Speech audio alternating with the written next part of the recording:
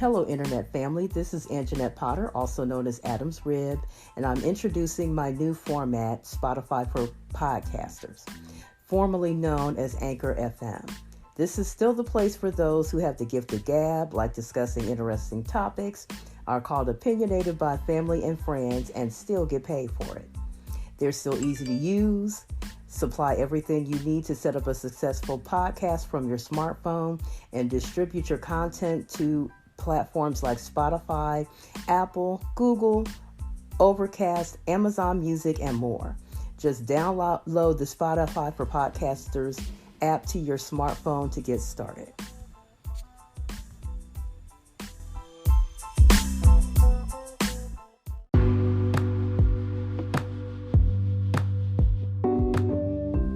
Hello, Internet family. This is Anjanette Potter, also known as Adam's Rib, and you are listening to the Smart Black Girls Club podcast.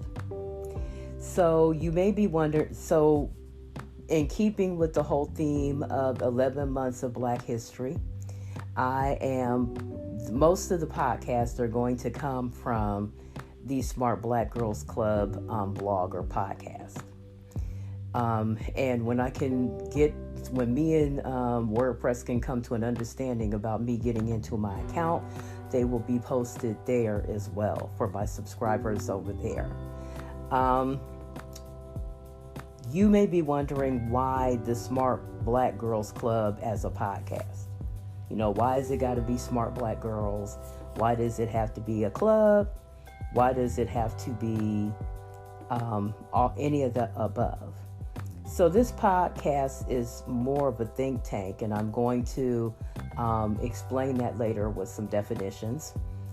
But it's also for the inner smart Black girl who may have been ostracized, made fun of, or bullied for liking books.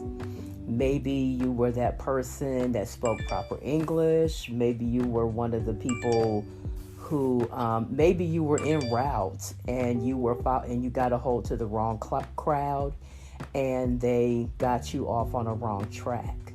Maybe, just all of those things. It's for the black girl nerd like me. Maybe you're interested, maybe you have interests that, people told you Black girls shouldn't like that. Okay, maybe you like scary movies. Maybe Big Bang Theory was one of your shows because you liked the nerdiness. You liked you had those interests, and people told you that those weren't things that Black girls are supposed to like. Okay, maybe, like I said, you got made fun of for being too book smart. Maybe you got told you were book smart but weren't street smart. Maybe you're one of those things. I know, or maybe like me, I can remember when I was younger, and I've talked about this on a prior podcast when I talked about, respect. I talked about hoifying women. So, like I said, the hoifying series isn't really going to make a comeback because it's never leaving. Because I will continue to talk about those things. And the reason why I don't say one of the reasons I don't say I say hoify instead of slut shame, because hoifying is kind of a different category. You get made fun of for going to see football games, and people mistake your motives for going.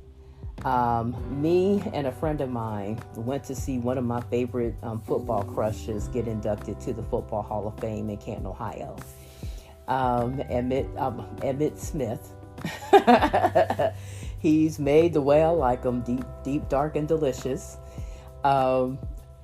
Most women, if they admitted they had a few athletes or entertainers that they thought were really cute. There's no harm in that. Women thinking men are cute. And, if I come from a heteronormative angle, women are supposed to find men attractive. What in the world? And it doesn't make you a hoe to think a man is cute. I was listening to one of my favorite content creators on YouTube, Funky Geneva.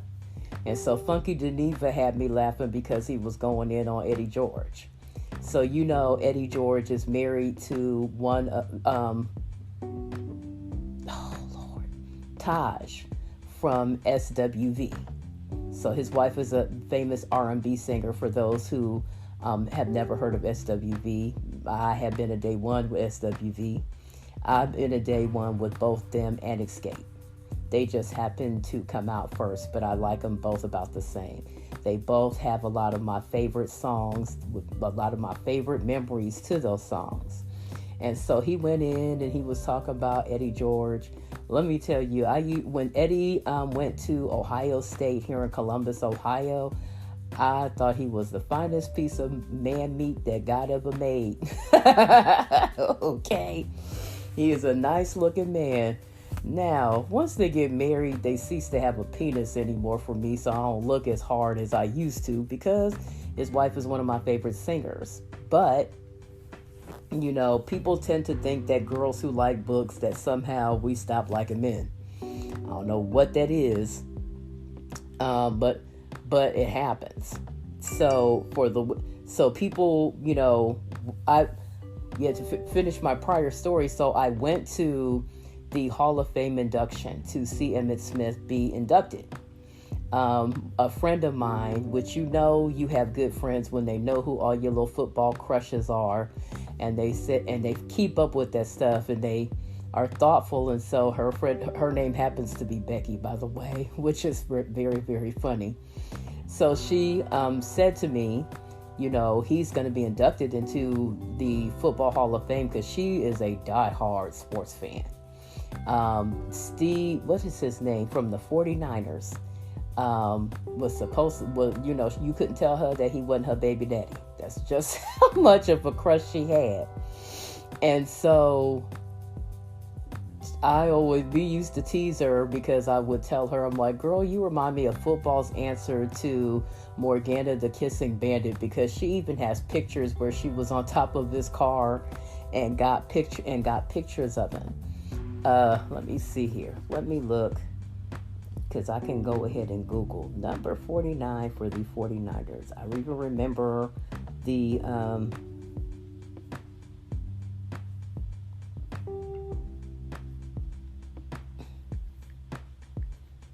Steve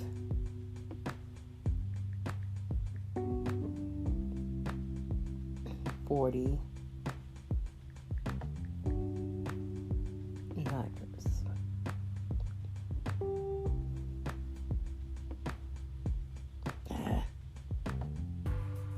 Steve Young. He's not a bad looking white guy. So Steve Young of the 49ers was her main crush. She was the biggest fan of his in the world. I'm trying to remember what he's 61 now, bless his heart.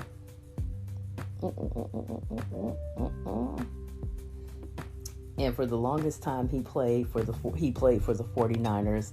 And so she even has pictures of, like I said before, she has pictures of herself on his car. And so I told her, I was like, girl, you might. So for those of you who don't know, Morgana the Kissing Bandit was a famous figure, I think around the 70s or 80s. And she was famous for, she was really boobalicious. And she was known for running out on the field and grabbing one of the players, because she was grabbing the baseball players and giving them a big old kiss.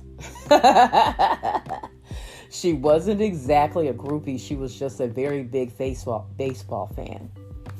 So back to what I was saying.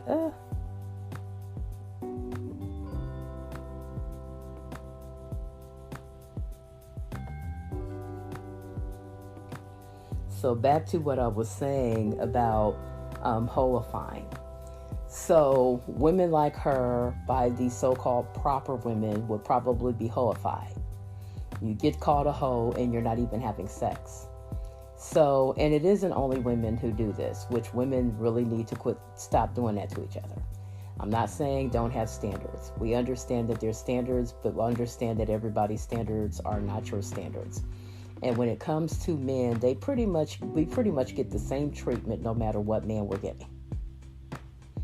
Right? How many times have you talked all kind of nonsense, you wound up dating and you found out why she got rid of him? Okay? Now, I can remember going to, and I'm saying it to break things down and break the ice, because I can remember going to this thing and somebody judged me. Somebody had the nerve, what are you going to that for? And I'm like, because I'm a football fan and I'm a fan of this football player. I even talked about it. I even talked about it on Facebook. I posted and said, going to see my play husband get inducted to the Football Hall of Fame. And, me and a bunch of, people that I'm friends with on Facebook was like, girl, yeah, he fine. And so they talked about the different guys in the league that they thought was cute, most of whom are now retired. Because we done got up there and so have they. So I got accused of, having wrong motives. I'm like, girl, at my age, are you kidding? And I think I was in my 40s at the time. And so I'm like, bump it. I still went and we still had a good time. I wasn't trying to let nobody, get me off in a bad mood or get me off into anything or call me a stalker or whatever. I'm going to see and I'm from Canton. Okay. I actually grew up in Massillon, Ohio. So we were around football. We were around sports all the time. So I had to post on this guy's blog post and go, you do know that women go to sporting events because we like sports as well. Right? Everybody is not going because they trying to bag a player. Everybody is not a sports groupie. We are not sports groupies. Some of us are just fans of the game.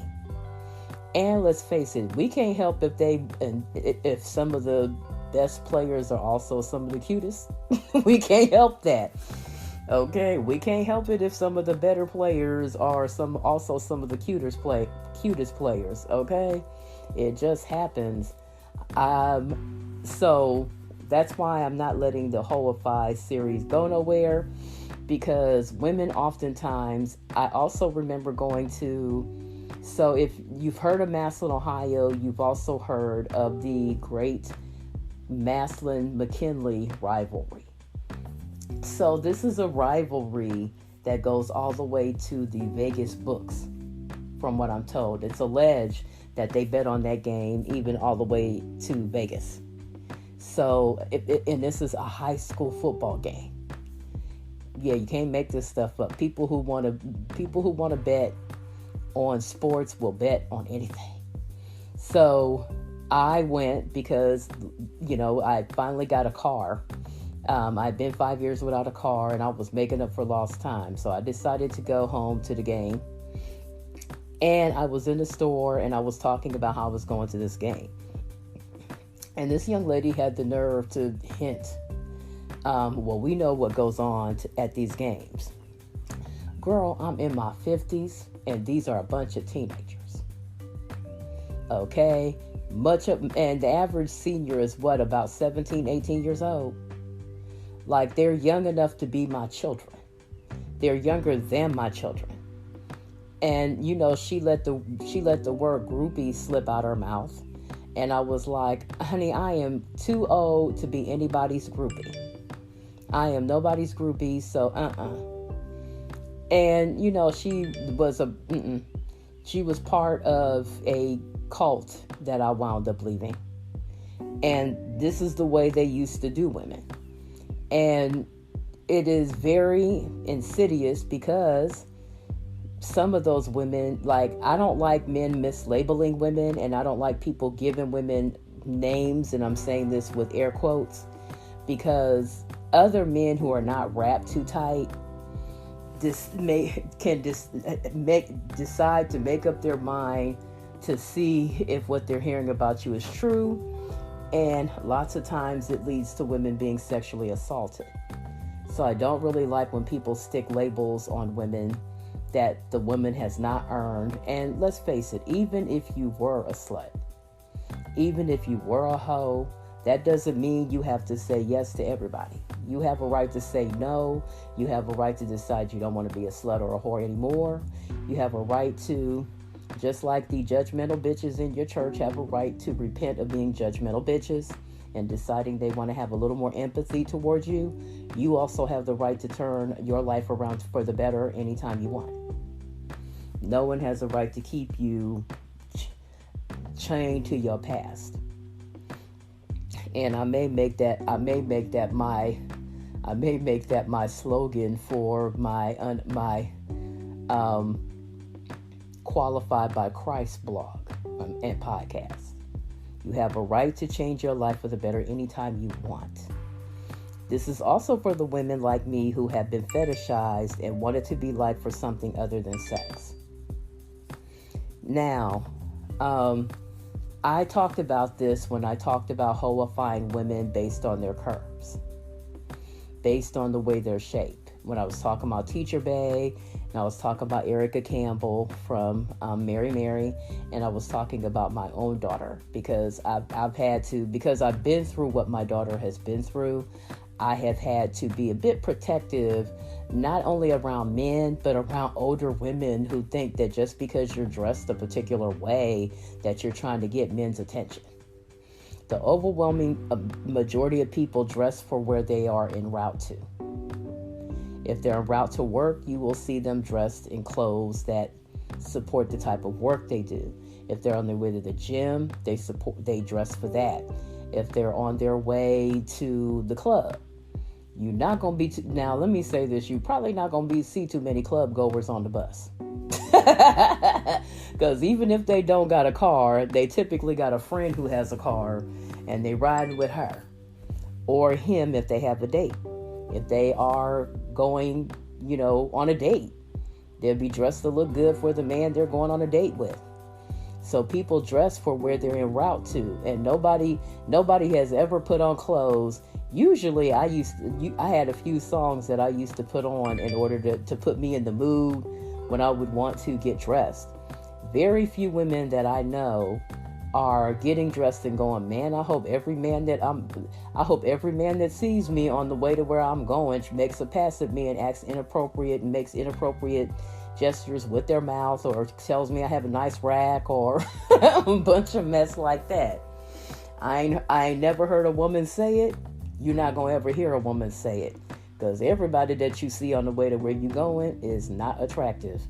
And when I say not attractive, I'm not talking about uglier or look like a cyclops. I'm talking about they also have very ugly attitudes and demonstrate very ugly opinions towards you. So, like I said before, the original thing for this is to be a think tank. So let me give you 3 definitions of think tank so you can see where my mind is. A think tank, according to Merriam-Webster's, is an institute, corporation, or group organized to study a particular subject, such as a policy issue, a scientific problem, and provide information, ideas, and advice. Now, this is where I'm starting at with this podcast. Okay? Because, it's meant to welcome ideas. It's meant to be a think tank. It's also, I've never been a prostitute, never want to be one, but I will say this. One of my best friends in church was a former prostitute. We got along really well. And she was always complimenting me and saying stuff. And, when you are you follow you around everywhere.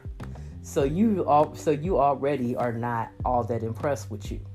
Now, that doesn't mean that you have low self-esteem. You just know you. And so I was like, girl, thank you. But so let me give you Wikipedia's definition of the think tank, which I really like. well, let me give you Cambridge Dictionary first, because that's a little bit shorter, because I'm going to go into, the Cambridge Dictionary, which is out of the UK, it's a similar definition. It's a group of experts brought together, usually by a government, to develop ideas on a particular topic and to make suggestions for action. Okay. So right now my think tank is, a few people whose accounts that I've subscribed to. So they're people whose opinions I trust when I listen to them. They're not, I'm not partnering up for this podcast. Now let me give you Wikipedia, which is kind of, I looked at it and I'm like, this almost sounds like where I want to go with this. I have 14 blogs, which means 14 different podcasts. Each of them surround things and topics that are a big interest to me. So I don't really want to pare them down. I don't want to centralize, except that they're all under the umbrella of Adams Rib Media Ministry, because they are all ways of doing ministry. So Wikipedia defines a think tank or policy institute as a research institute that performs research and advocacy concerning topics such as social policy, political strategy, economics, military, technology, and culture. Most think tanks are non-governmental organizations, but some are semi-autonomous agencies within government or associated with particular political parties. Businesses or the military. Think tank funding also includes a combination of donations from wealthy people and those not so wealthy, with many also accepting grants. Think tanks publish articles and studies and even draft legislation on particular matters of policy or society. This information is then used by governments, businesses, media organizations, social movements, or other interest groups. Think tanks range from those associated with highly academic or scholarly activities to those who are overtly ideological and pushing for similar policies, with a wide range among them in terms of the quality of their research. Later generations of think tanks have tended to be more ideologically oriented. Modern think tanks began as a phenomenon in the United Kingdom in the 19th and 20th century, with most of the rest being established in other English-speaking countries. Prior to 1945, they tended to focus on the economic issues associated with industrialization and urbanization. During the Cold War, many more American and other Western think tanks were established, which often guided government Cold War policy. Since 1991, think tanks have been established in non-Western parts of the world. More than half of all think tanks that exist today were established after 1980. This article lists global policy institutes according to continental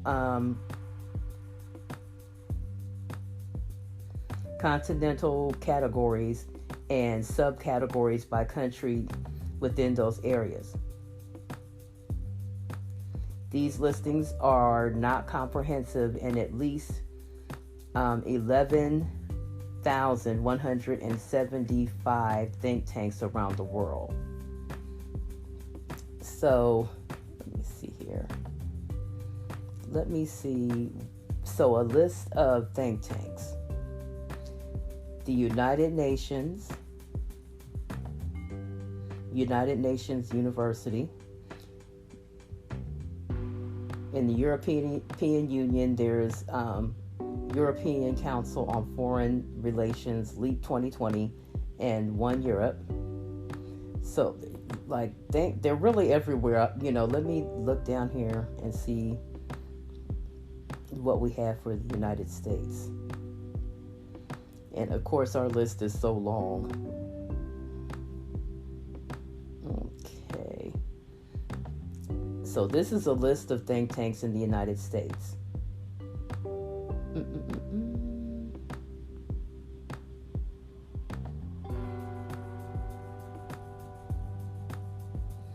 Action Institute, Allegheny Institute for Public Policy. Let me see here, because I don't really want to read all of these. So,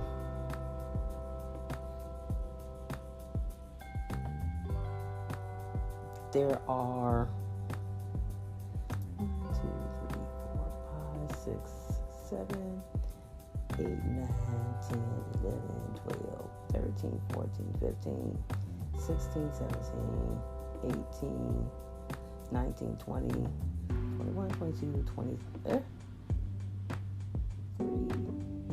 24, 25, 26, 27, 28, 29, 30, 31, 32, 33, 34, 35, 36, 37, 38, 39, 40, 41, 42. So there's basically almost more think tanks than there are states in the United States. So, of course, we have quite a few of them, and they cover a diverse section. What is the Urban Institute?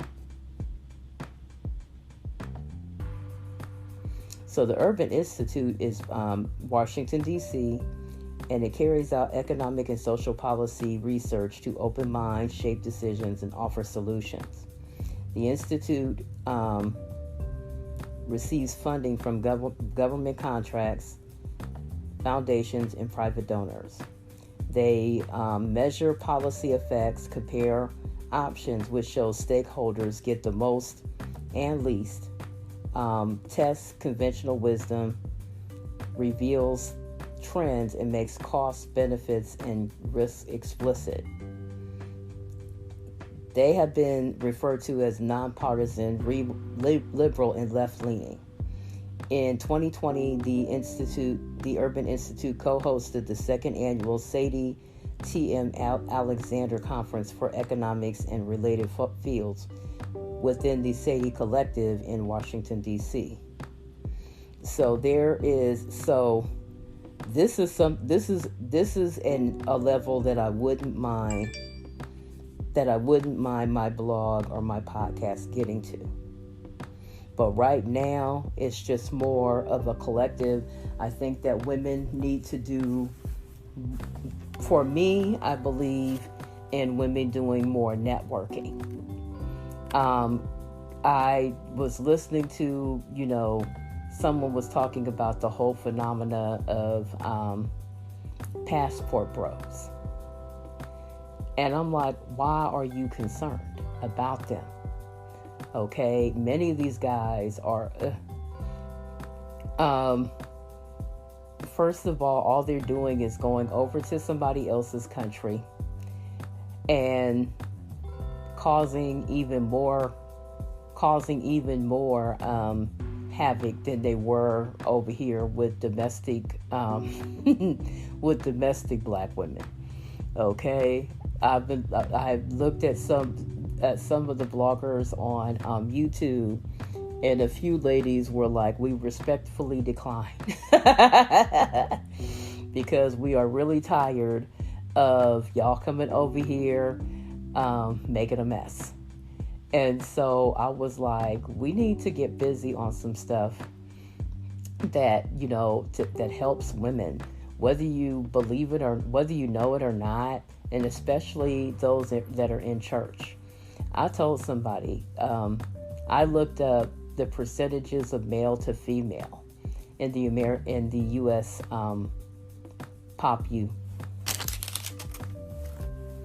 Population. Women make up 51% of the population. Now, 51% is a deciding vote in a Fortune 500 company.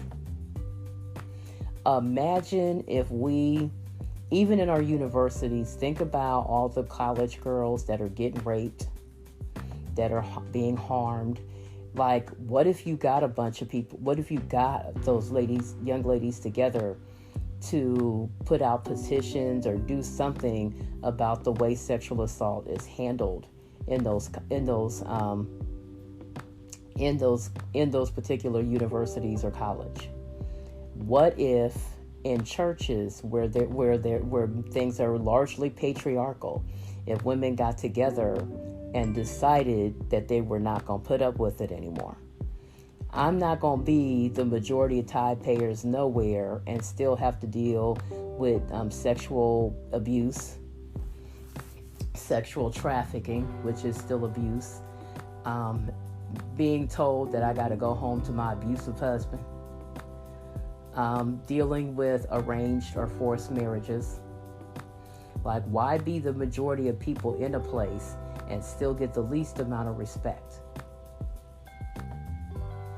And I'm not even talking about, like, I'm the type of person, I would stage a walkout in a church. Okay, which is why a lot of pastors have issues with me, is because I would stage a walkout. But I also understand that only does so much, because what happens when you leave a man? They do everything they can to get you to come back and then don't change their behavior at all. Or they change it a little bit to make you comfortable. They groom you they groom you or love bomb you by changing temporarily in order to get you back, and then turn right around and go right back to the same behavior. Okay. We need the policy thinkers. We need the people who are not afraid to call out certain type of behavior, to not be afraid to do it in a church. What if instead of walking out and going over to witchcraft, which will do you absolutely no good, what if you got together with other women who have noticed that behavior and found out that you're not alone, and don't compromise, and decided to confront the leadership in your church, and did something about them tailoring teachers or seducing with tailoring teachings, and accommodating all kind of wrong behavior? What if you got together and confronted the leaders in your church and said, we are no longer going to make us go home to abusive spouses. We are no longer going to tolerate the forced or arranged marriage, or whatever it is that you find oppressive. We're no longer going to tolerate the oppressive behavior. Period.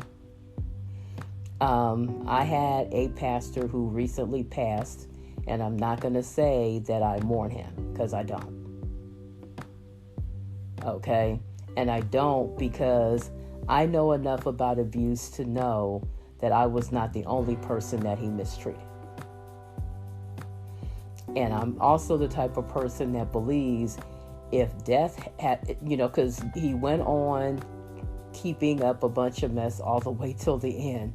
So it's not like he had any come to Jesus moment between now and then. See what I'm saying? So I'm like, if death has to be the thing that keeps you and your wife from harming anybody else's walk with God, because I have a spiritual walk, I know how important it is, regardless of what type of religion you're practicing. We as Christians evangelize the world by telling people that the most important relationship that they can have is with Jesus Christ. But very seldom do we act like it once people come into church. And especially especially when it comes to, sexual misconduct, and those who disenfranchise members of our church. I get angry when I hear about sexual harassment, when I hear about sexual misconduct, when I hear about all of that, when I hear, women who have such promise in the field of ministry, and any other field that a woman would be able to put her mind to and study, I think about the lost potential. If reaching souls were that important to you in your church, you would be protecting women. And you would definitely be protecting Black women. If reaching souls was that important to you and evangelizing the nations was that important to you, that's why I'm not on this whole 7 mountain mandate mess.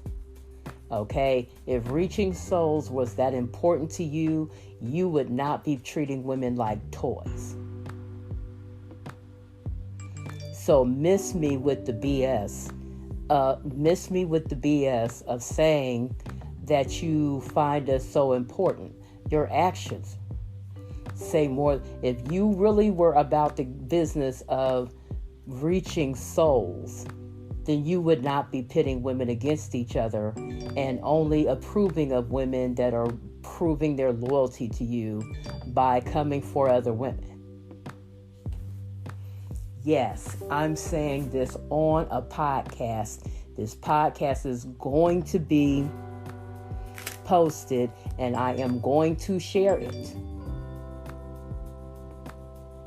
If you really valued women, if you really valued women, you would not be trafficking them. You would not be trying to trick them into prostituting themselves. You would not be playing these little stupid games that you play with those of us who have a burning to go into ministry. Now, you can cite scriptures that you've used to try to act like women ain't called, but we also aren't called to be church hoes. We also aren't called to be sexual toys. We are also not called to be sexually harassed. We are also not called to be treated any old kind of way you want. You know you ain't running with the Bible. And you know your little mandate ain't nothing but a hiding place for greed.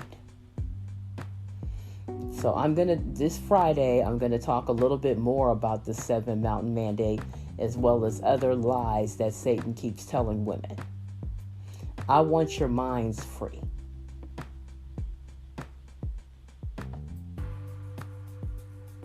I want your minds free. I don't want your mind so caught up in trying to have a man that you start peeling away parts of yourself.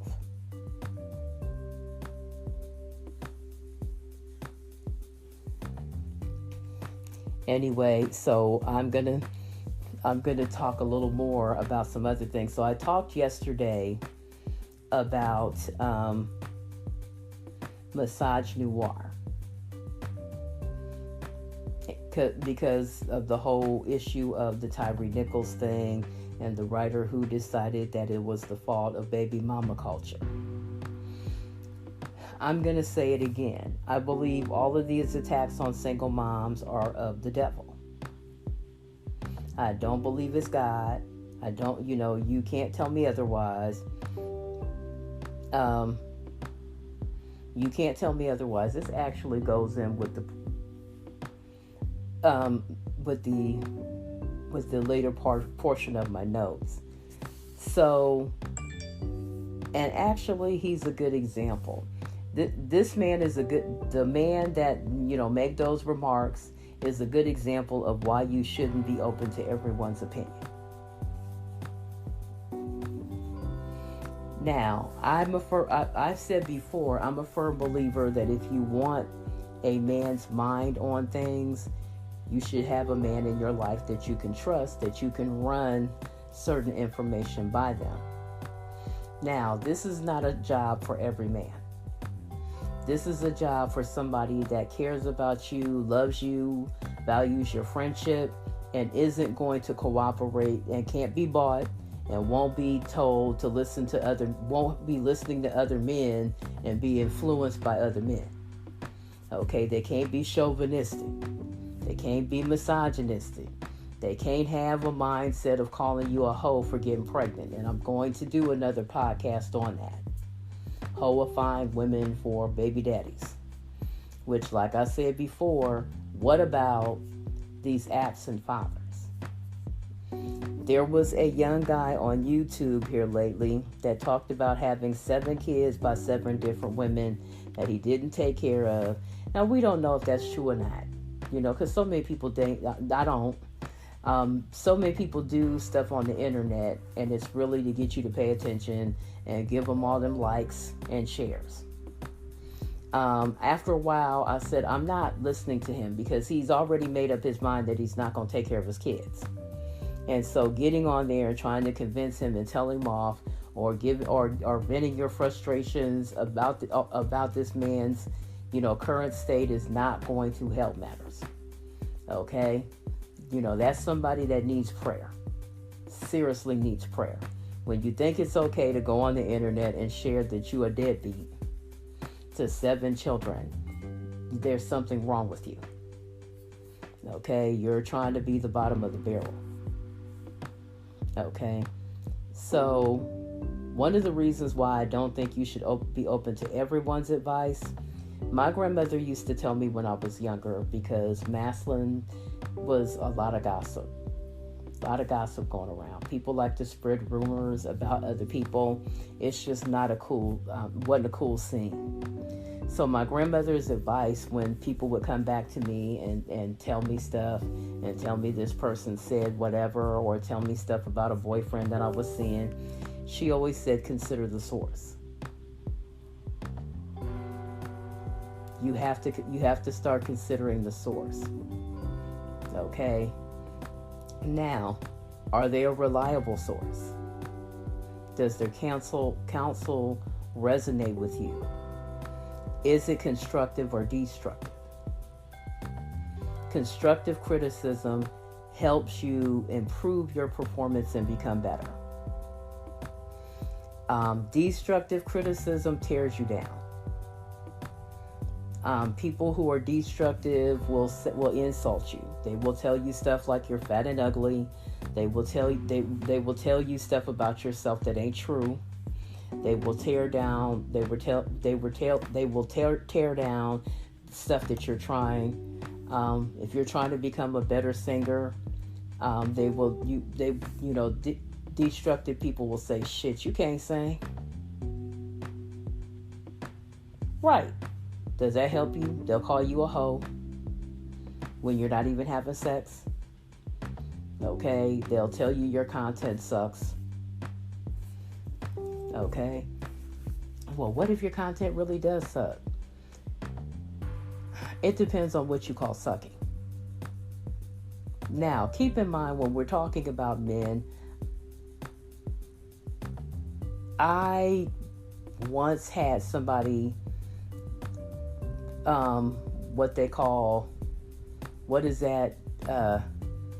when they post something that they want you to see, but they don't direct it directly at you. Subtweet or sub-post. And they basically said, well, maybe your content sucks. Now, keep in mind, I was in a situation with a church where the pastors were actively telling their people not to listen to my stuff. The Holy Spirit doesn't have a no snitch rule. And so if you are doing that, the Holy Spirit will let me know that that's what you're doing. So telling you that it's negative, you're telling the truth about something, and you're probably talking about the very person who is telling you bad stuff about your content. But it was a case of me being sexually harassed and them wanting me to cooperate sexually, and when I didn't want to, that's when they decided to put a little blackball in blackball me. Okay? Yeah. Blackballing in churches is very real. They'll call it censoring you, but really, and it is oftentimes abused, because it's really a way for a pastor to get you to do, or an organization to get you to do what they want. And one of the things to do that is to blackball you, or try to make sure any attempts you make at ministry don't succeed outside of that organization. And it's not just something that happens in the business world, it happens in the church world too. When you don't want to play ball sexually, then they have ways of trying to coerce you. They're fighting a losing battle. Okay? So destructive, like I said, criticism is not trying to build you up or help you become better. What they're really trying to do is tear you down and make you quit. You don't want to be around people who don't know how to offer constructive criticism. If they're not telling you how to be better. One of my favorite examples of constructive criticisms is looking at the voice competitions like The Voice and American Idol. And how different, like if they feel like if the person has promise, they'll tell them, we'll come back next season. In the meantime, continue to sing because you're almost there. I will say to you from experience, because I currently sing now. And voice control, voice control is something else. You do have to sing on a regular basis, even if it's 5 to 10 minutes a day, which I need to get back on, in order for you to be able to have proper voice control and be able to, like you see people who are called on to sing on a TV show and they pick up the mic and they're just able to go ahead and do their thing. That's somebody that's celebrated and has had plenty of practice to be able to do that. It's not always that easy for a lot of singers. And because your voice, your instrument is part of your body, you have to take care of the rest of you too. So there. But the thing of it is, I bring that up because those are good examples of people who are offering constructive criticism. I remember when Simon was on American Idol, a lot of people thought of him as being mean because he was very outspoken. And, some of the time I would get upset because it would be somebody that I thought sounded pretty good and they just needed a few twerkings here or there with their voice and they would be able to do what they were trying to do. And he would be like, they're dreadful, they gotta go. That's a bit destructive, especially if it's somebody that truly has talent. But one thing about Simon is that if he said you were good, and he really got behind you, you know that you were good. Because he just doesn't hand out approval to everyone. So no matter what your endeavors are, you want somebody to offer constructive criticism. Now, I, joined a couple of groups for podcasters and, podcasters because I believe that iron sharpens iron.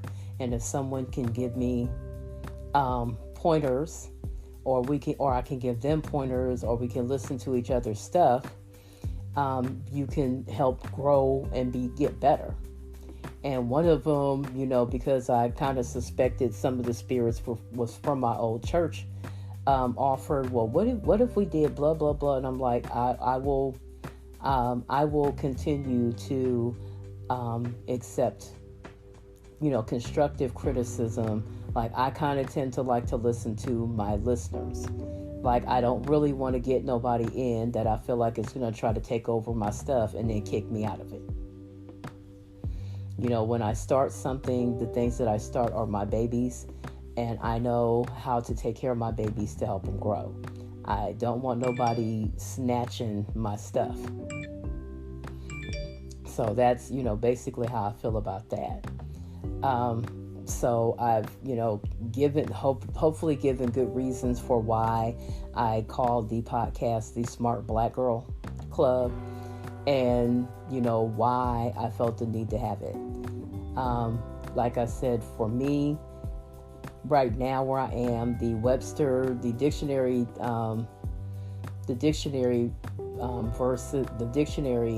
definitions for think tank is where I am. That's the word that came to me about this podcast. And so at some point, each of my podcasts have a destination that I would like to see them grow to.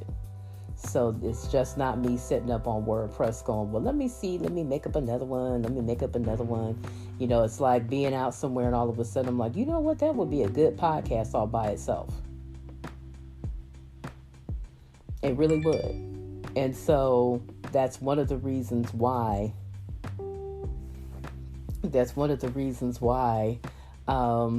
I did this show today. I tend to I haven't given the remaining 7 of my podcasts a proper introduction, so this is me introducing at least one of them.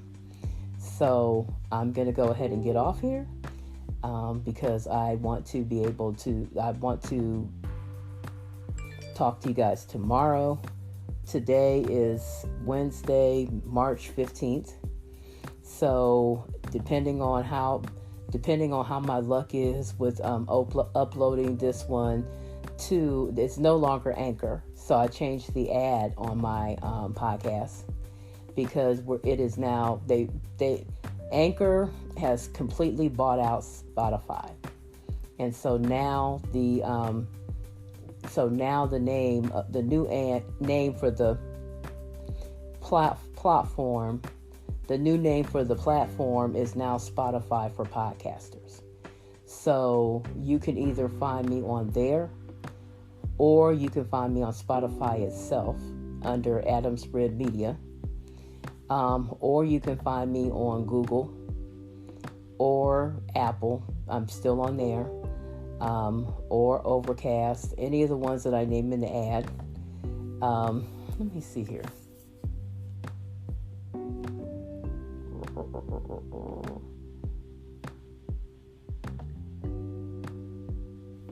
Okay, I don't have all of that up. By the time I do tomorrow's podcast, I should, or tonight's, but more likely tomorrow because of me fighting with my technical issues and everything. But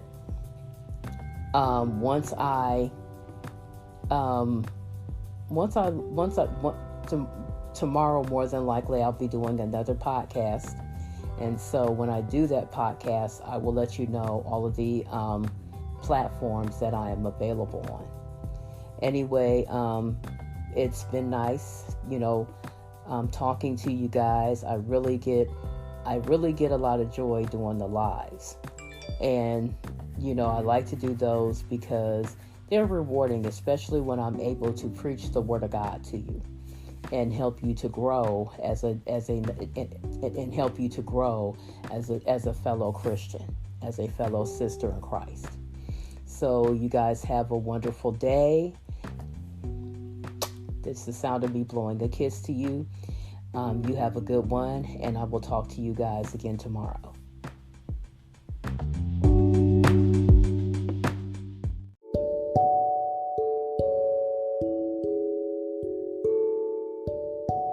Hello, you have reached the message line for Adams Rib Media Ministry. If you would like to give me a shout out, recommend some topics for discussion, or give an opinion about a topic I've already discussed, either on my blogs or here on my podcast, leave a message and I will get back to you as soon as possible. Have a blessed day. Bye-bye.